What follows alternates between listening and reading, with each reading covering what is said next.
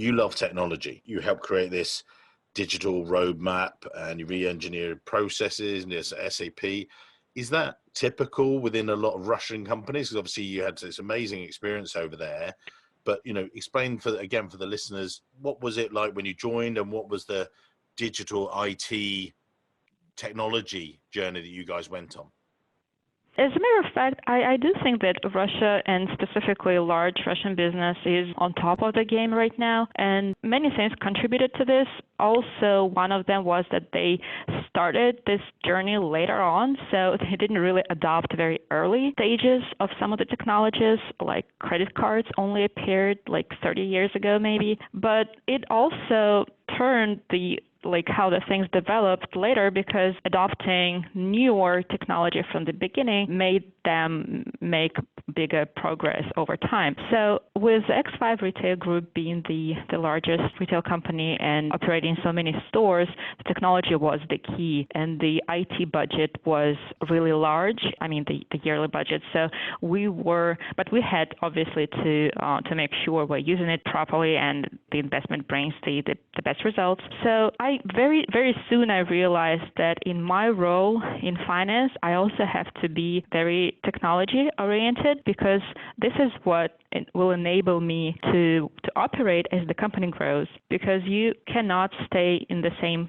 place when the company is moving so fast. So I would have to think 2 years in advance and 3 years to make sure the place where the company will be in 2 and 3 years, I will also be there with all the technology, and I will be able to enable all the operations. We're doing a lot of the recruitment campaigns recently, Mm-hmm. and I don't find people saying we want people that are system savvy, but they don't say, oh, they must have IT2, they must have Reval, they must have Treasury Express, they must have all these systems, or exposure to them. It's more, are they good at different systems? Do you actually look, when you're looking for people, how do you recruit in terms of looking at those people from a technical IT type background? And not saying specifically for an IT role, but you're looking at a treasury manager. How do you assess that when you're trying to bring on good people and things?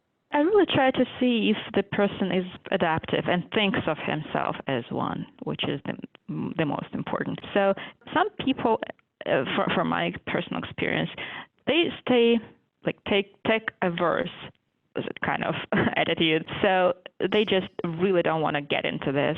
And it's fine as long as the person is comfortable doing something else, which he's good at, or she.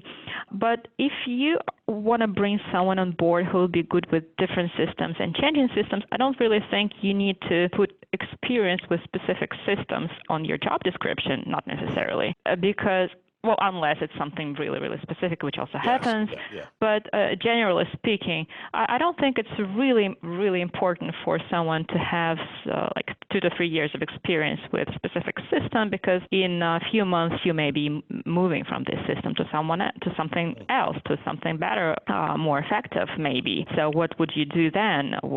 You will still have to train your people and make sure everyone adapts. So I really think that's the ability to adapt fast is what is really important. And again, communication skills to communicate if there's any problem and what training is needed, when and where. I really believe that the team has to be on board. It's not up to the leaders only in the organization to facilitate this change management. You really have to get all the people on board and just communicate up and down in this environment of change to make sure everyone knows what they're doing and is on the path to success.